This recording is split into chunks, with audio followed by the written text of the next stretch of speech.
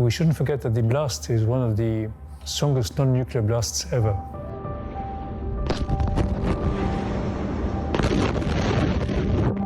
And as we are less than 500 meters away from the blast itself, facing it, really. There's nothing that took the blast before we did. So that's why we got a direct hit. The restoration, which was the result of the Civil War, took us 20 years. The house was 10 times more damaged in a split second. We're basically starting from zero again.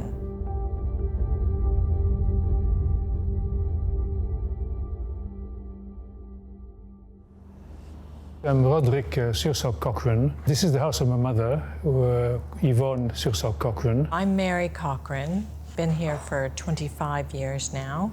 Focus 100% is the restoration of the house now. The Sursocks are a big family that were established in Beirut in 1714, and they built several palaces. One of them is this one.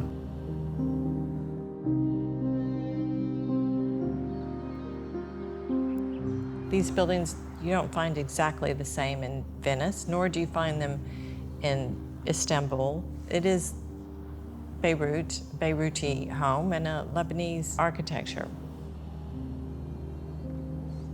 It is the last Sursock house lived in by the original family.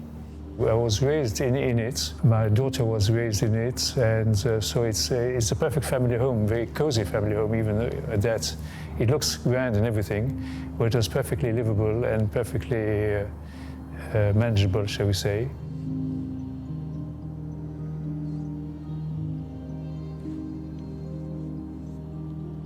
This house is a living thing, in fact, so it lives with the inhabitants of the house.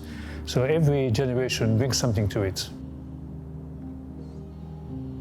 My mother was 98 years old, and when the explosion occurred, she was, I think, thrown backwards like everybody was. So they managed to take her to hospital up in the mountains. But unfortunately, the shock was such that it diminished her a lot, and she died 21 days later. And this house was her baby. She cherished that house. She was born in the house, practically. So had she realized what had happened to the house, she would have died, I'm sure, of a broken heart.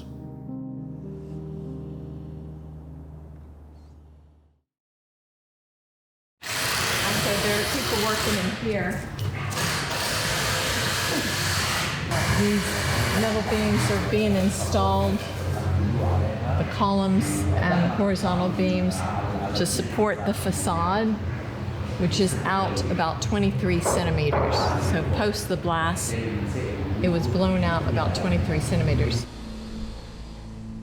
Anything which offered resistance was shattered, but everything which could sway was damaged, but not completely damaged.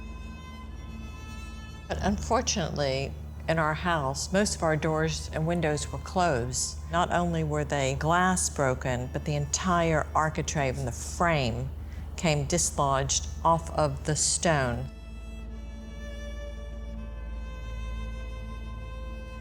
We could not just sweep away all the rubbish on the ground. We had to be very careful. We have to sift through it. We have to keep it genuine.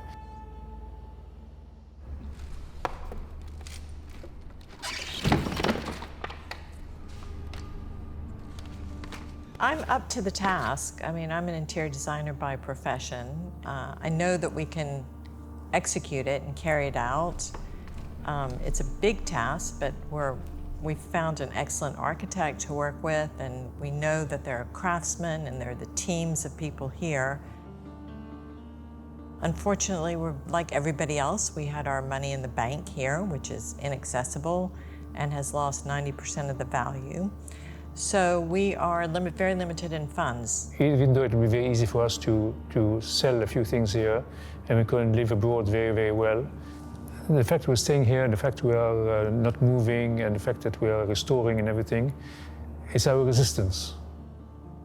So our fight here today is purely a cultural one. We want to keep Lebanon open to the West, open to everybody. We want to be a neutral country, friendly with everyone.